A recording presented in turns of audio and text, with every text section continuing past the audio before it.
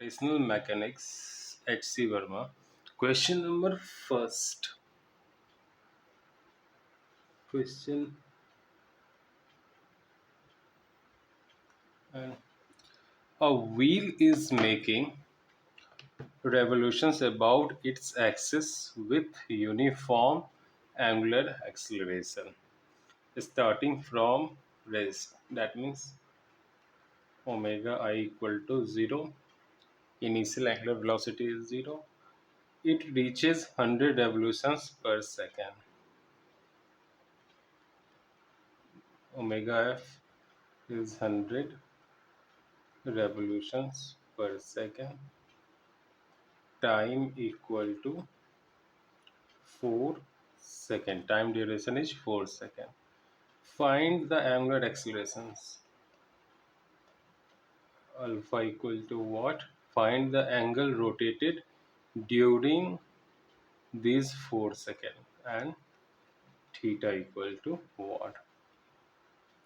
इसको कन्वर्ट करेंगे रेडियन पर सेकेंड में तो क्या हो जाएगा 200 पाई रेडियन पर सेकेंड।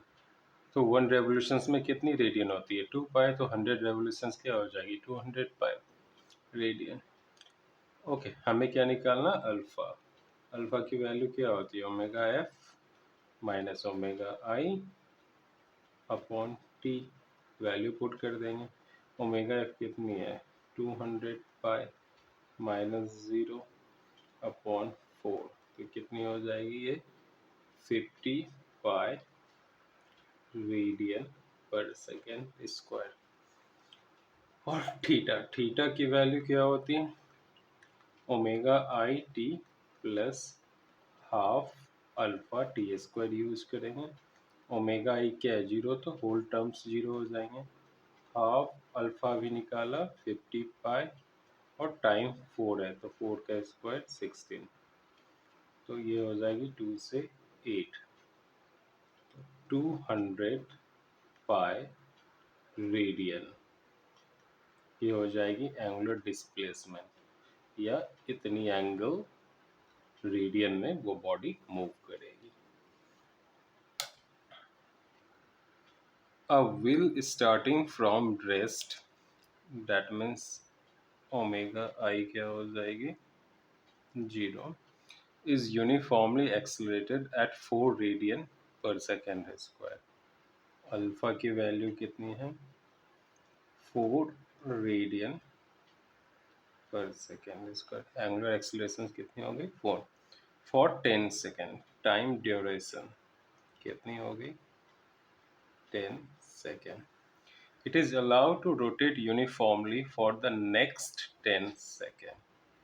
तो अगले 10 सेकेंड तक ये अलाउड है यूनिफॉर्मली रोटेट करने के लिए and is finally brought to rest in the next 10 second.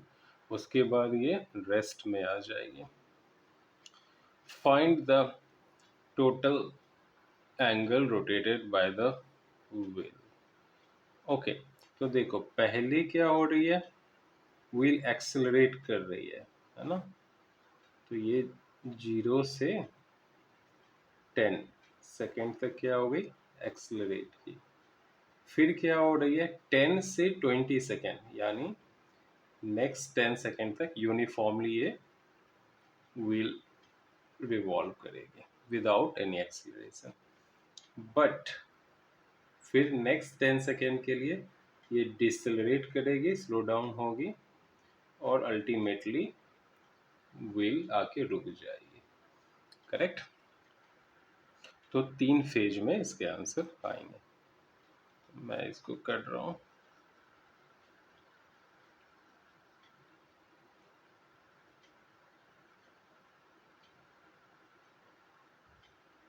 हाँ, केस 1 है ना, ये कौन सा केस है एक्सीलरेशन का। उसमें देखो कितनी एंगल वो मूव करेगी।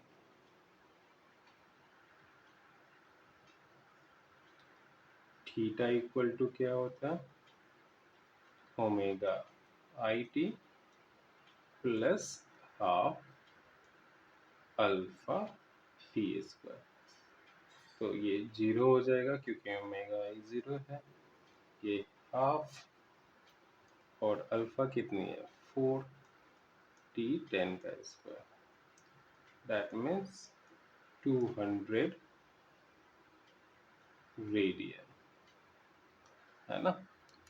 तो मैं यहाँ लिख देता हूँ केस वन कौन सा है, एक्सीलरेशन का, उसमें कितनी रेडियन मूव कर रही है 200 रेडियन। और अब मैं इसको स्पेस बनाने के लिए रब कर दूंगा।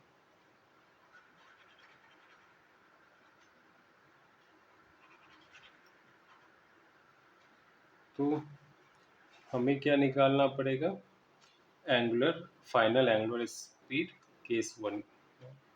ओमेगा एफ क्या होता है, ओमेगा आई plus alpha into T. Omega आई जीरो है, अल्फा 4 है, टी कितनी है 10, तो हो जाएगी 40 रेडियन पर सेकेंड। ओके, तो केस वन क्या था, ये जब एक्सीलरेट कर रही थी, है ना, तो इस केस में कितनी रेडियन कवर की 200 रेडियन। अभी देखो केस टू क्या होगा, ये यूनिफॉर्म एंगुलर स्पीड से मूव करेगी और इस पॉइंट पे आके एंगुलर स्पीड हमें कितनी मिली है 40 रेडियन, यानी केस वन का जो फाइनल स्पीड होगा उसी स्पीड के साथ केस टू में वो व्हील रोटेट करेगी यूनिफॉर्मली, है ना। ओके, तो थीटा क्या हो जाएगा, ओमेगा, ये दैट इज मैं डायरेक्टली लिखता हूँ 40 है, टाइम कितना है 10, एक्सीलरेशन इसमें कितनी है जीरो, हाफ अल्फा जीरो, तो टी स्क्वायर, ये पूरी टर्म जीरो, तो टोटल रेडियन कितनी हो गई केस टू में 400 रेडियन, ये हो गई 400 रेडियन। तो 10 सेकेंड, मतलब यहाँ पे 10 सेकेंड खत्म हुआ, यहाँ से यहाँ तक 400 रेडियन एंगुलर डिस्प्लेसमेंट होगा। ओके, और स्पीड कितनी है इस पॉइंट पे 40 रेडियन पर सेकेंड। अब क्या होगा, डिसलरेट होगी और जीरो हो जाएगी, है ना। तो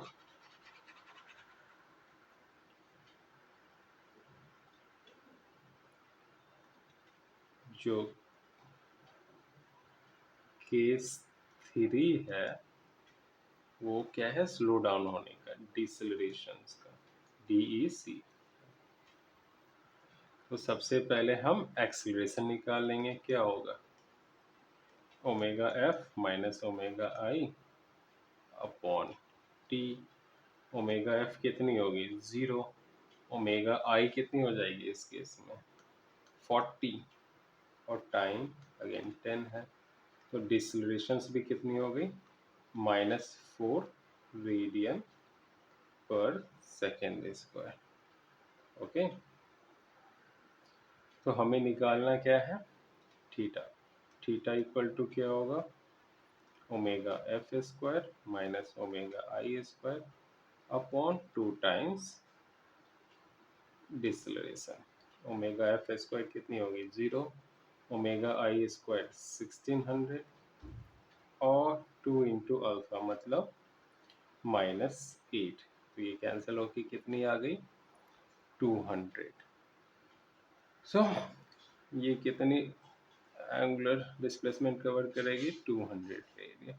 तो टोटल कितनी हो गई 200 प्लस 400 600 प्लस 200 800, तो आंसर कितनी हो जाएगी टोटल 800 रेडियन।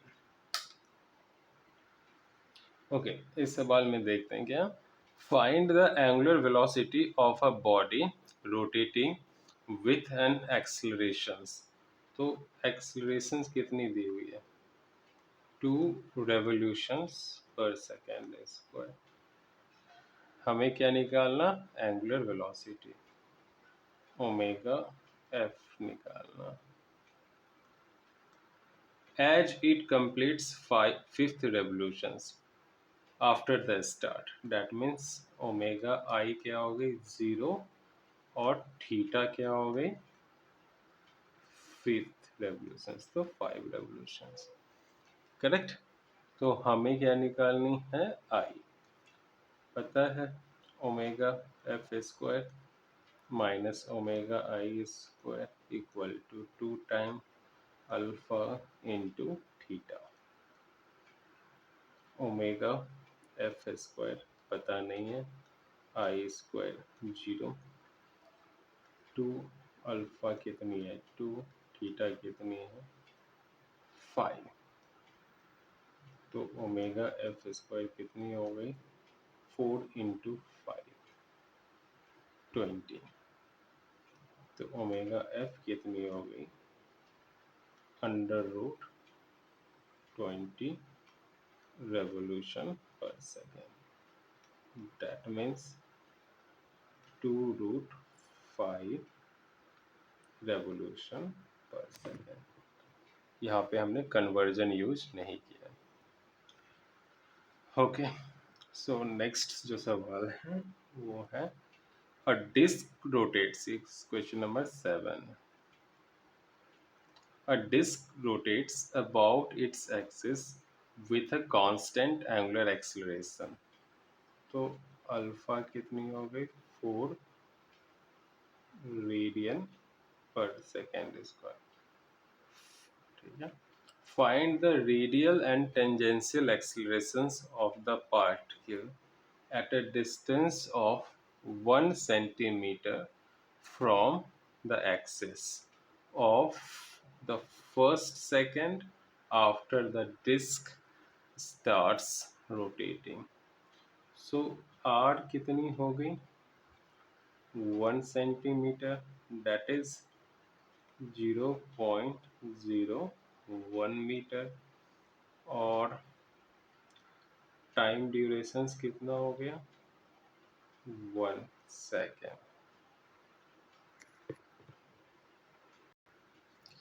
तो सबसे पहले जो टेंजेंशियल एक्सलेरेशंस होगी ए टी, वो क्या हो जाएगी अल्फा इंटू आर।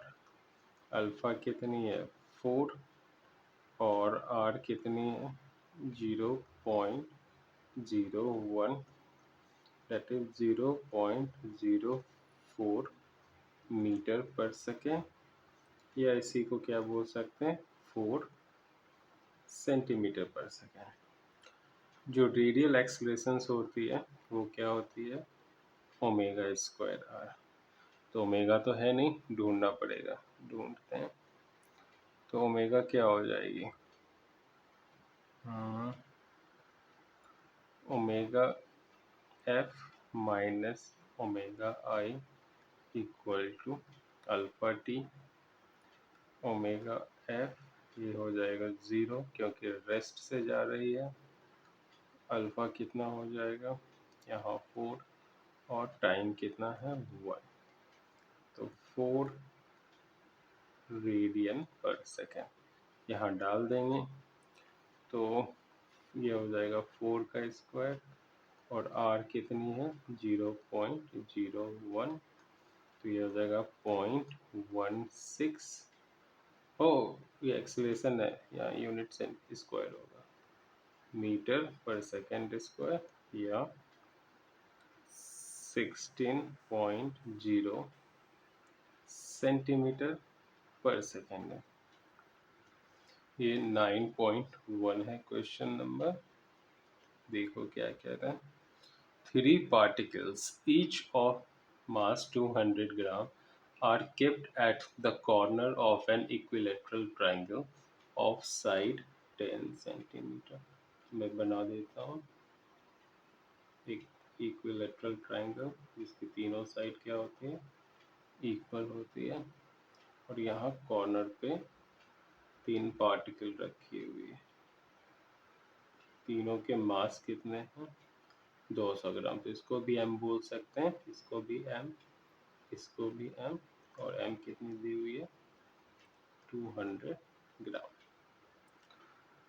फिर क्या कह रहा है और साइड की जो लेंथ है, ये जो लेंथ है सबकी इक्वल है, और वैल्यू कितनी दी हुई है 10 सेंटीमीटर।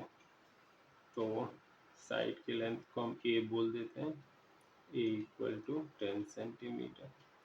तो इसको किलोग्राम में करेंगे तो 0.2 kg होगा, इसको मीटर में करेंगे तो 0.1 मीटर हो जाएगा। Find the moment of inertia of the system about an axis joining two of the particles. तो कोई भी दो पार्टिकल को ज्वाइन करने वाली एक एक्सिस, तो मैं ये ले लेता हूँ हॉरिजॉन्टल, इजी है मेरे लिए ड्रॉ करना इसलिए। तो मैं ले लेता हूँ ये एक्सिस है जो इन दोनों पार्टिकल को ज्वाइन कर रही है। हमें इन सिस्टम का मोमेंट ऑफ इनर्शिया निकालना है। तो मोमेंट ऑफ इनर्शिया निकालने के लिए हम क्या करते हैं, जिस एक्सिस के अबाउट निकालनी है वो एक्सिस और पार्टिकल के बीच में एक परपेंडिकुलर ड्रॉ करते हैं। तो यहाँ एक परपेंडिकुलर ड्रॉ कर दिया, और एक्सिस और उस पार्टिकल के बीच जो ये सेपरेशंस है आर, उसको निकालना होता है। तो ये जो सेपरेशन है वो क्या है, इस इक्विलेटरल ट्राइंगल की हाइट। तो इक्विलेटरल ट्राइंगल की हाइट क्या होती है, इक्विलेटरल ट्राइंगल की जो हाइट होती है वो होती है √3/2 इंटू साइड। साइड कितनी है 0.1। तो ये हो गई हाइट। हाँ, मोमेंट ऑफ इनर्शिया इस सिस्टम का जो होगा उसमें कौन कौन सी मास कंट्रीब्यूट करेगी, ये वाली मास कंट्रीब्यूट करेगी, ये करेगी नहीं, क्योंकि ये एक्सिस के लाइन में है ना, जिस एक्सिस के अबाउट हम निकाल रहे हैं उसी एक्सिस के लाइन में है, इसलिए ये मास मोमेंट ऑफ इनर्शिया में कंट्रीब्यूट नहीं करेगी और ये भी नहीं करेगी। ओके, तो मोमेंट ऑफ इनर्शिया इस सिस्टम का क्या होगा, जो इस मास का मोमेंट ऑफ इनर्शिया होगा, है ना, सिंगल मास का। तो सिस्टम की मोमेंट ऑफ इनर्शिया होती क्या है mr²।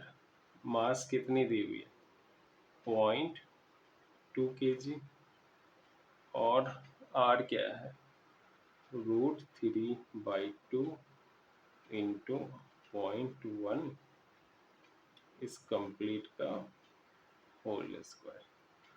सो क्या हो गया ये 0.2, √3 का स्क्वायर 3 हो जाएगा, 2 का स्क्वायर 4, 0.1 का स्क्वायर 0.01, है ना।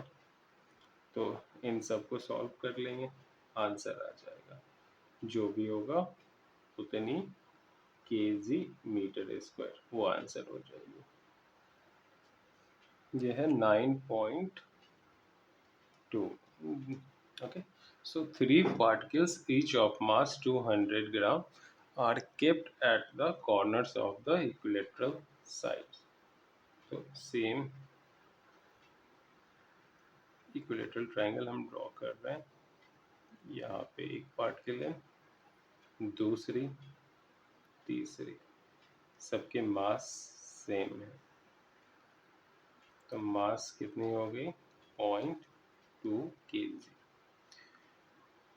ओके, साइड भी सेम होगी क्योंकि इक्विलेटरल ट्रायंगल है, तो साइड कितनी हो गई 0.1 मीटर।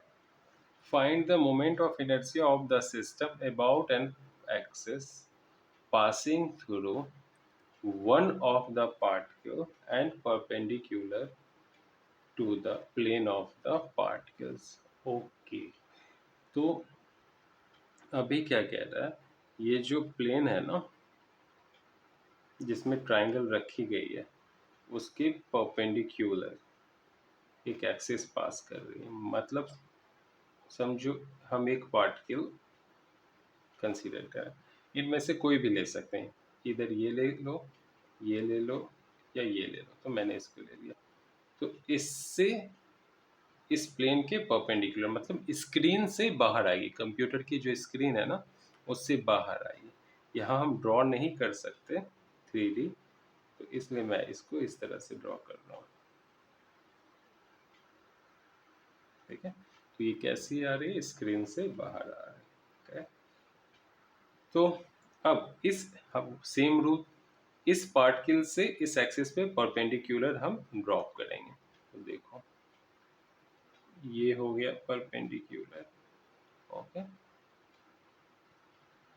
और यहाँ से यहाँ परपेंडिकुलर ड्रॉप करेंगे, ये भी होगा। ये दोनों ही क्या है, परपेंडिकुलर है। देखने में नहीं लग रहा होगा, लेकिन दोनों ही क्या है, परपेंडिकुलर। ठीक है, तो यहाँ से यहाँ जो परपेंडिकुलर डिस्टेंस है वो कितनी है, 0.1 मीटर, और ये भी कितनी है, 0.1 मीटर। तो इस केस में कौन कौन सी मास कंट्रीब्यूट कर रही है moment of inertia of the system में, ये और ये नहीं कर रही, क्योंकि ये एक्सिस के लाइन में है। तो मोमेंट ऑफ इनर्शिया क्या हो जाएगी सिस्टम की, I इक्वल टू ये मास और डिस्टेंस, तो कितनी हो गई, 0.2 इंटू 0.1 का स्क्वायर, mr² प्लस 0.2 इंटू 0.1 का स्क्वायर, ये मास और ये डिस्टेंस का स्क्वायर। तो कितनी हो जाएगी ये, 0.2 टाइम्स 0.001, एक ही जीरो होगा, प्लस 0.2 टाइम्स 0.01, तो ये हो गया 2 इंटू, मैं डायरेक्ट लिख रहा, 0.2 इंटू 0.01, दैट इज ये हो जाएगा 4, 2, 1, 3,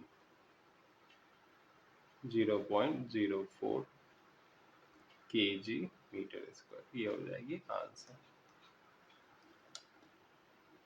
ये है क्वेश्चन नंबर 11। इसमें क्या कह रहा, find the moment of inertia of a pair of sphere each having a mass m and radius r kept in contact about the tangent passing through the point of contact। तो दो sphere हैं, दो identical sphere हैं, एक ये हो गई और ये दोनों क्या हैं, कांटेक्ट में, और जो पॉइंट ऑफ कांटेक्ट है ये इससे एक एक्सिस पास कर रही, ओके, समझो ये एक्सिस है ए बी, इसके अबाउट हमें मोमेंट ऑफ इनर्शिया निकालना है। और यहाँ इस स्फीयर की रेडियस कितनी है, r, और इसकी भी कितनी हो जाएगी, r, मास इसकी m है, इसकी भी m। ओके, तो देखते हैं कैसे निकालें।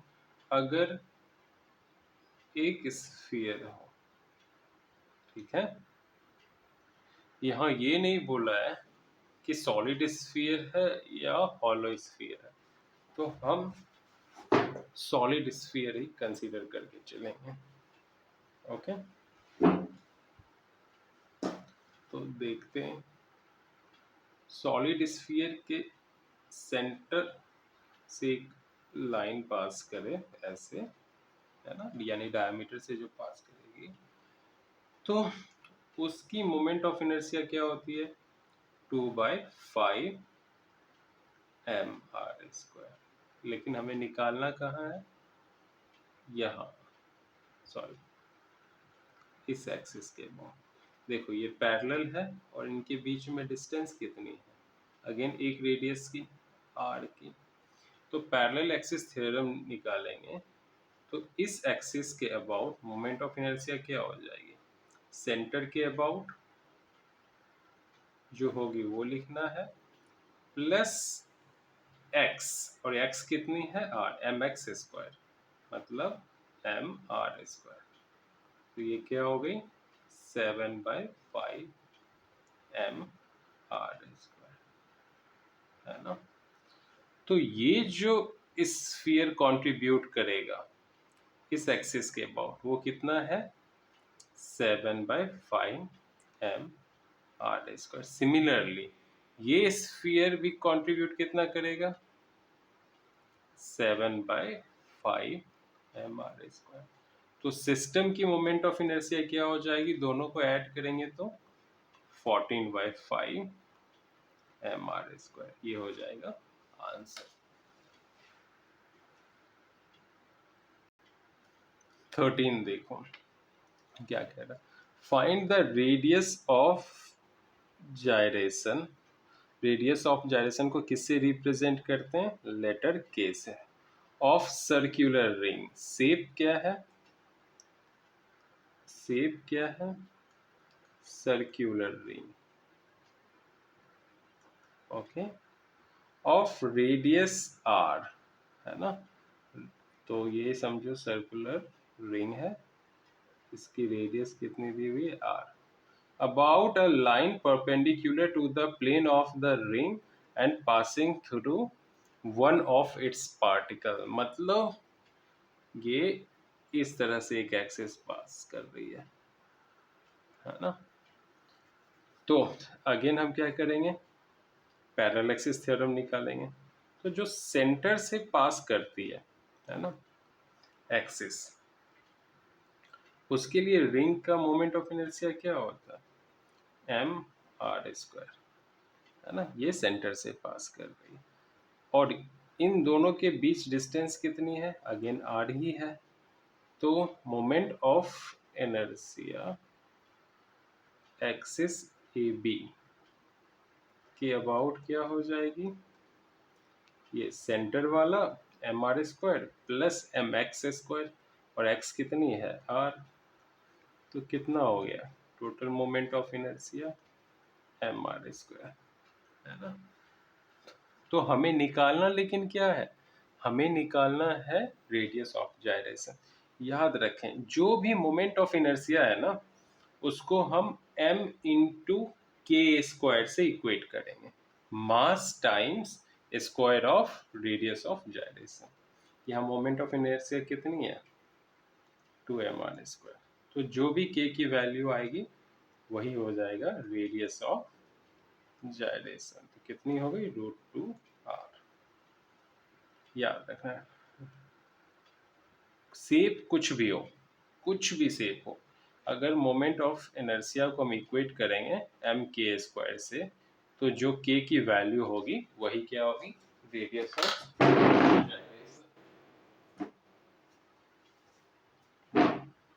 That's it.